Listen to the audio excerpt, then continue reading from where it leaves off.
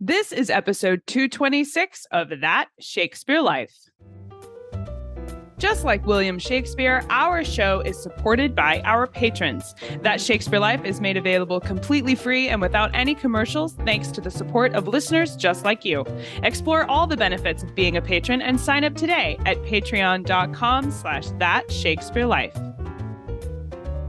And that creature has huge wings, probably back legs as well. And it flies through the air and spouts fire.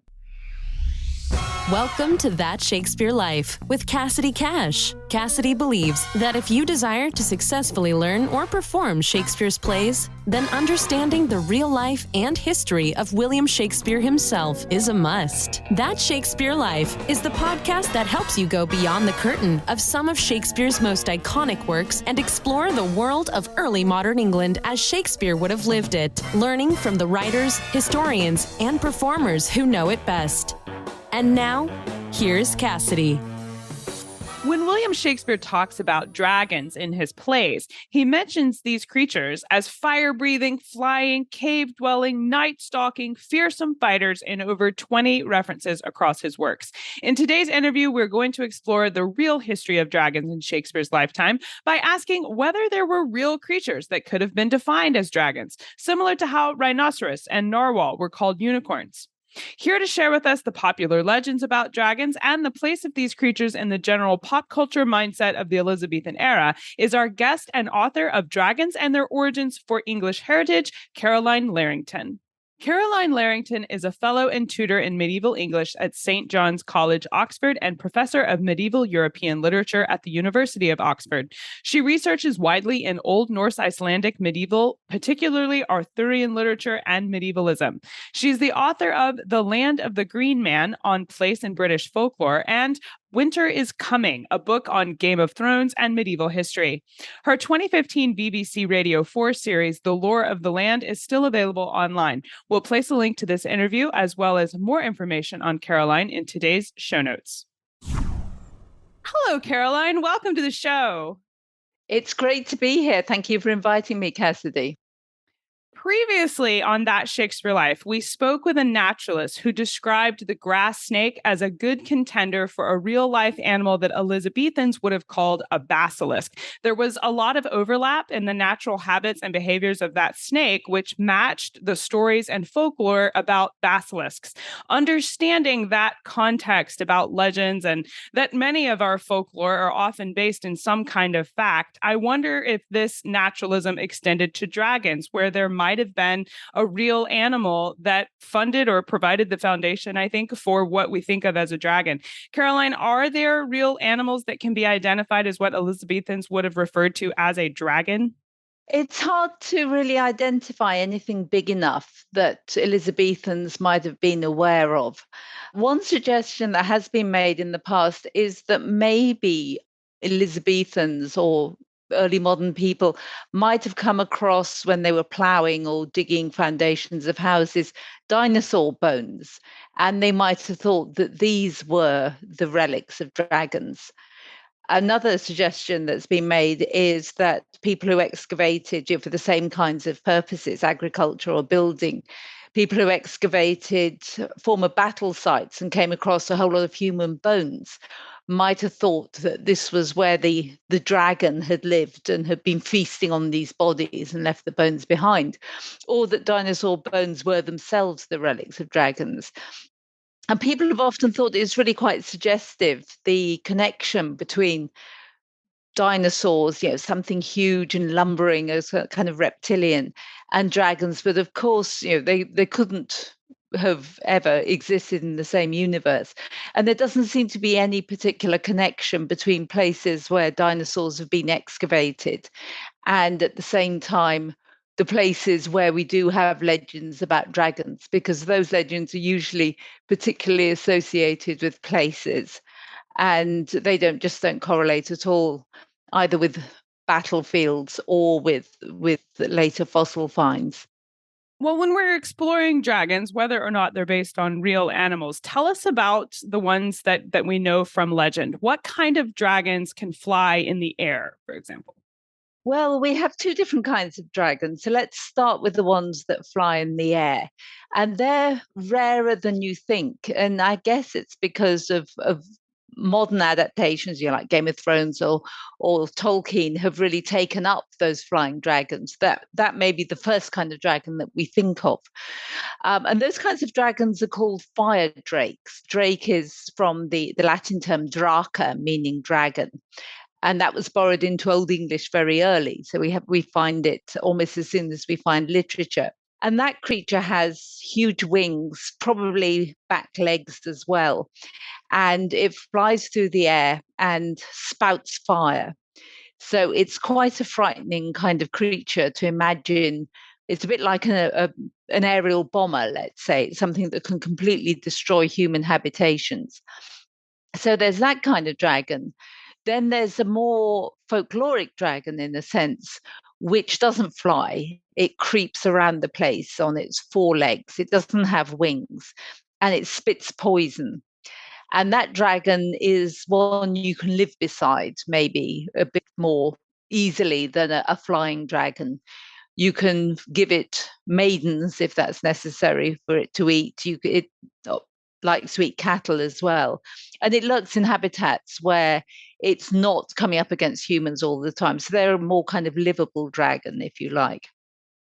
In Shakespeare's Henry VIII, he writes about a creature called a fire drake, saying that, quote, "That fire drake did I hit 3 times on the head, and 3 times was his nose discharged against me. He stands there like a mortar piece to blow us," end quote. So, Caroline, is the fire drake, it is actually a type of dragon. Is that what Shakespeare's writing about here? That's right. It's a kind of fire dragon. And here Shakespeare's making the comparison between a piece of artillery, something like a big cannon, and the dragon.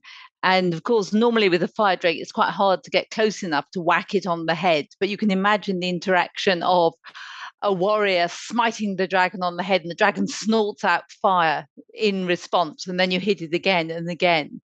And so this particular comparison is exactly the idea of what it's like if you're getting up and fighting with a fire dragon, and the kind of backwards and forwards between the dragon and the warrior. So, what about dragons breathing fire? Are the fire drakes also the ones that do this? Yeah, they're the ones that breathe fire. There's some stuff about some early dragons which both breathe fire and spit poison. But the fire drake is the one that's much more like a cannon, if you like. You can imagine it lying on the ground and just shooting flames out of its mouth, just like a cannonball. And that would be the kind of thing when Shakespeare's audience was thinking about fire drakes. If they weren't thinking about them wheeling through the sky, then it would be like having a big piece of artillery shooting at you. Caroline's article for English Heritage about dragons references a dragon sighting that took place in 793 in Northumbria, England. Caroline, who reported this dragon sighting and what was it they saw? Well, we'd really like to know who it was who saw those dragons. We learn about it from the Anglo-Saxon Chronicle, which is a history of events in England before 1066 and the Norman invasion. The Anglo-Saxon Chronicle, though, began to be written down in the 870s. So anything that was earlier than that had to be sourced from kind of oral legends. So somebody in Northumberland saw something, and it was incorporated into the Chronicle as being a sign that this was the beginning of the great season of Viking raids. And in fact, that very year, the Vikings raided the monastery at Lindisfarne and destroyed it completely. And the sighting of these dragons was said to be an omen that this kind of terrible fortune was on its way. Our best guess is that what was seen was actually a kind of comet, which would look very much like a fire dragon in some ways. You can imagine it's the comet with its tail moving through the sky in kind of fiery sight and red. And it may be that the comets have something to do with the particular idea of the fire dragon as one kind of dragon, different from the kind of creeping dragon, which is maybe a bit more like a big water snake. Were there any dragon sightings reported during Shakespeare's lifetime? I've looked into this to see if I could find anything, but I haven't been able to track anything down. My sense is that in Shakespeare's time, dragons are slightly in an uneasy place. And up until the beginning of the rediscovery of different kinds of knowledge in the Renaissance, people, I think, believed in dragons. Not that they expected to bump into one every day, but you would know someone who knew someone whose uncle had seen a dragon. And you had a pretty good idea of what they looked like.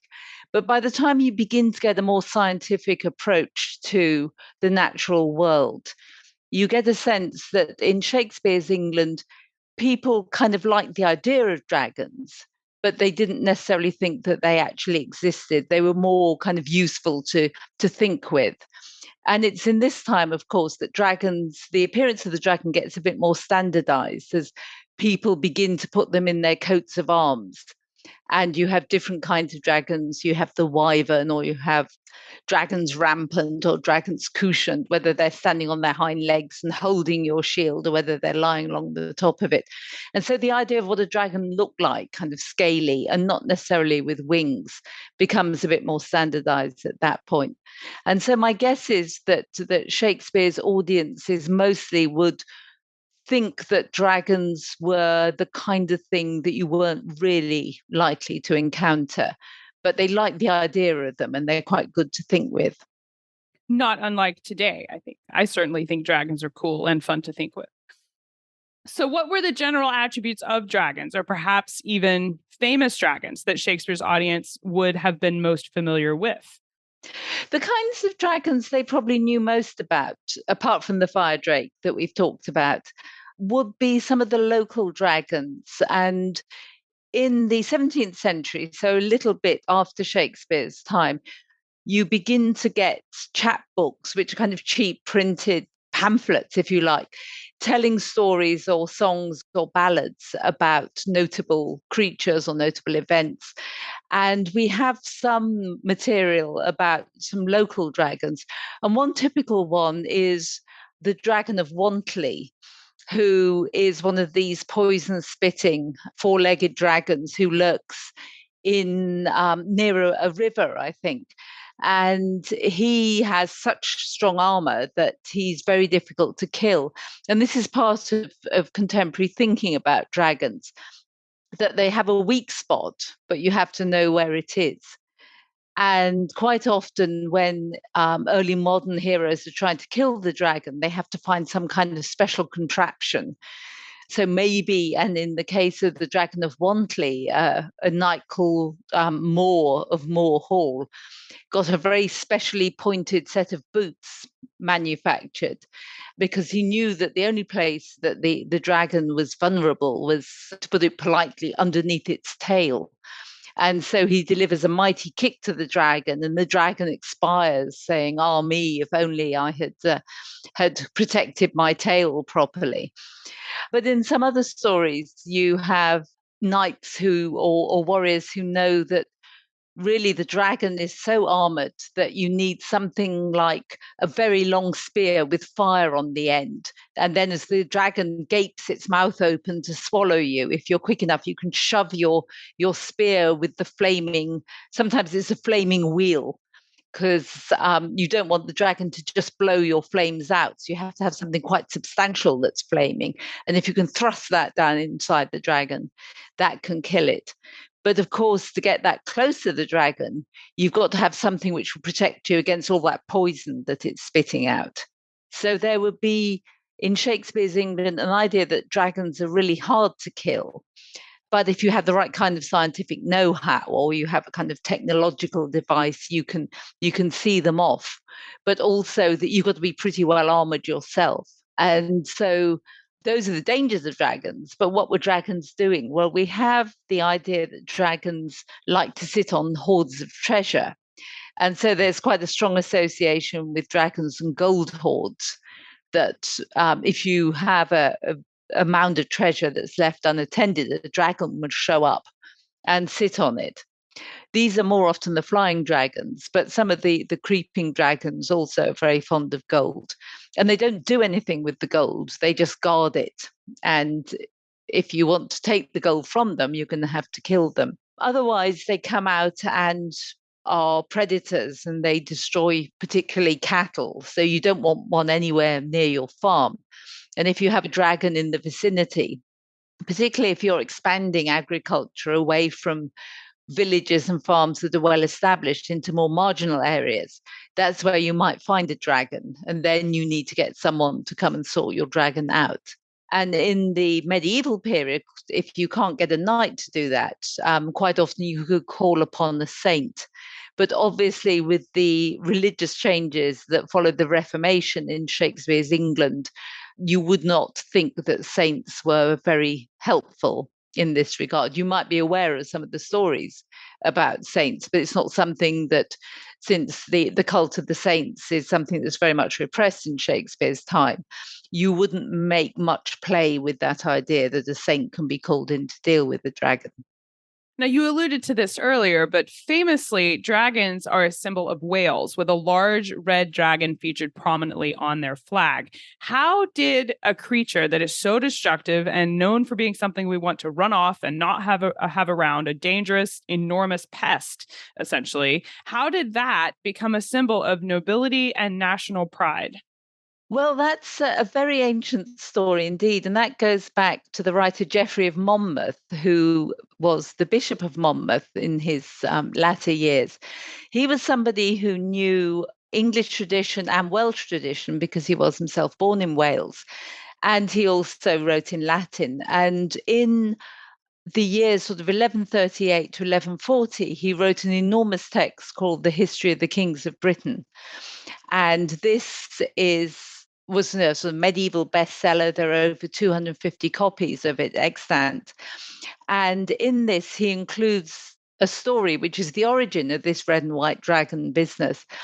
And it's a story which involves the enchanter Merlin, better known, of course, as King Arthur's tutor and helper.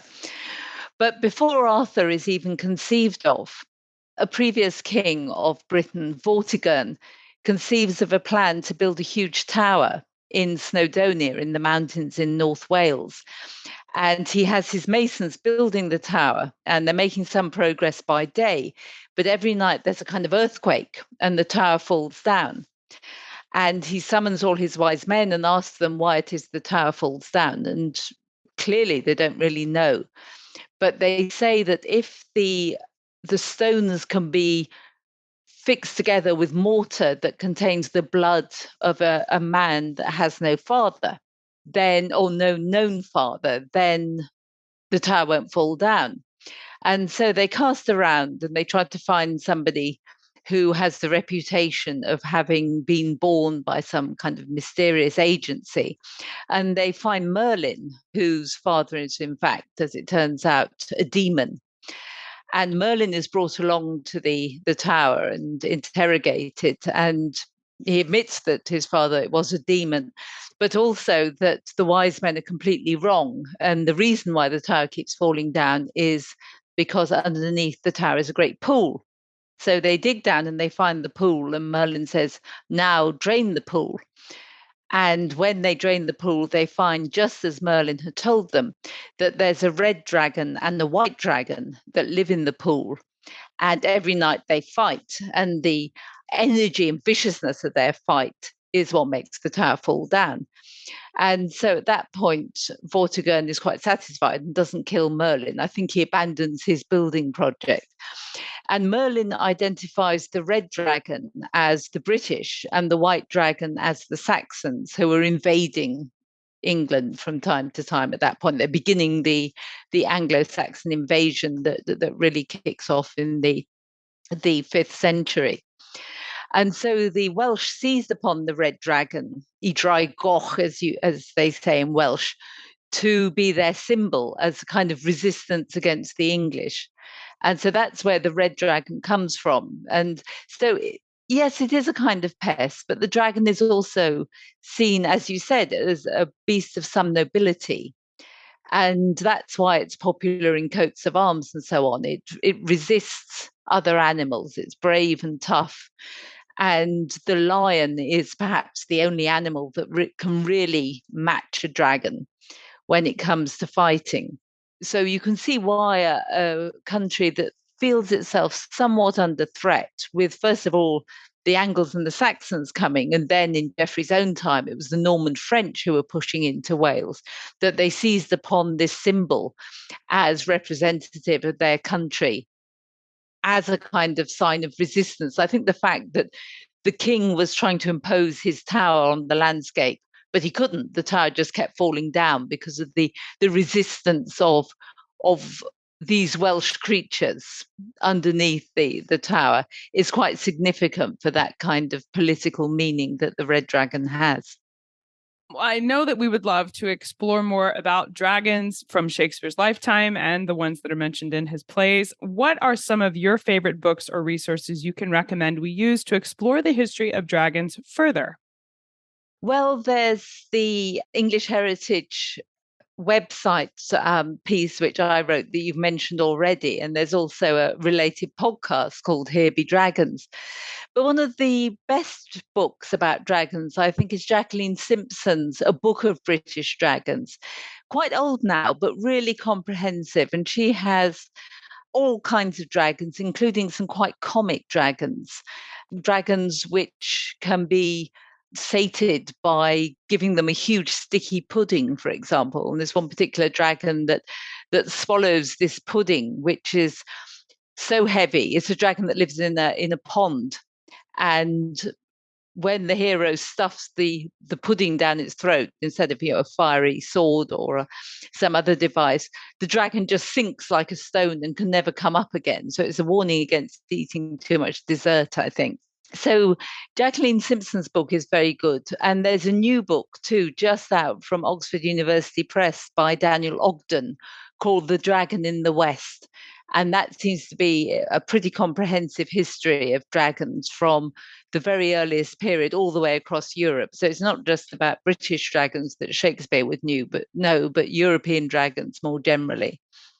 We will place links to all of these resources in the show notes for today's episode, along with pictures and images of creatures like the Waven and the Fire Drake. So make sure you stop by the show notes to see these resources and more about dragons. Now, Carolyne, we ask everyone this next question here at That Shakespeare Life, and that's, what's the one book you would take with you on a deserted island? My friends in England tell me I'm supposed to allow you the complete works of Shakespeare and a copy of the Bible, so your choice would be in addition to those. Yeah, the desert island disc question. Well, I have been agonizing about this quite a lot, I think. And I've thought of all kinds of books, but in the end, I think I'm going to go with George Eliot's Middlemarch, which is a fantastically compendious Victorian novel about a community where the railway comes. And it's just has several different plot strands running together, a heroine who doesn't really understand herself, but finds herself, and all kinds of comedy and tragedy mixed in it. And I can always reread Middlemarch, so I think that will keep me happy. I think that's a good choice for your deserted island for sure. So what's next for you? What are you working on now that you're excited about? What I'm doing at the moment actually is just finishing up a book about the reception of Old Norse myths in modern culture. And in fact, that, not surprisingly, has some dragons in it, as you might expect. And so I'm just finishing that up. It's a popular book, and it's going to be coming out in the spring next year. It's got over 100 illustrations, obviously not just of dragons, but of all kinds of other things as well. And so that's something which I'm really looking forward to seeing being published and being able to go out and talk about to various people. Yes, that sounds very exciting. We'll look forward to seeing that come out. And you can find links to Carolyne's work in the show notes for today. So if you want to follow along on her websites to see when that book is published, make sure you check out the show notes to find those. Carolyne Larrington, thank you so much for being here and walking us through the history of dragons for Shakespeare's lifetime. This is a very fun and exciting conversation, and I thank you for being here to share it with us. It's been great fun. Thank you for inviting me. If you enjoy the show you've heard today, please let us know about it by leaving us a comment and a rating on the listening platform you're coming to us from today. Rating and reviewing the show lets other listeners know where they can learn something new about Shakespeare. Our show notes for today's episode contain more information on Carolyne and direct links to the resources she recommends you use to learn more about dragons. You can also find images and pictures of primary documents and museum artifacts and all kinds of tidbits that we've dug up going into today's episode, packed into the show notes for today. Find all of these things and explore dragons further at CassidyCash.com/episode 226. That's CassidyCash.com/EP226. Just like William Shakespeare, our show is supported by our patrons. That Shakespeare Life is made available completely free and without any commercials, thanks to the support of listeners just like you who sign up to support our work as patrons. If you love the history you learn about here each week and want to join a community of listeners who love Shakespeare history just as much as you do, then consider being a part of our membership community on Patreon.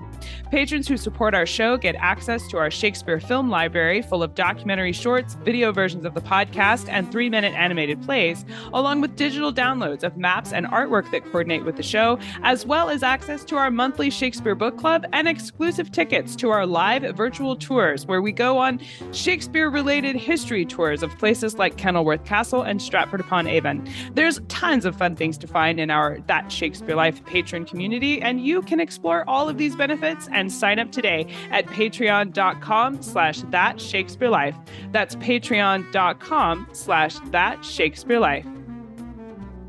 That Shakespeare Life is researched and produced by me, Cassidy Cash. Our audio engineer is Gary Mayholm. That's it for this week. Thank you for listening. I'm Cassidy Cash, and I hope you learned something new about the Bard. I'll see you next time. Bye-bye.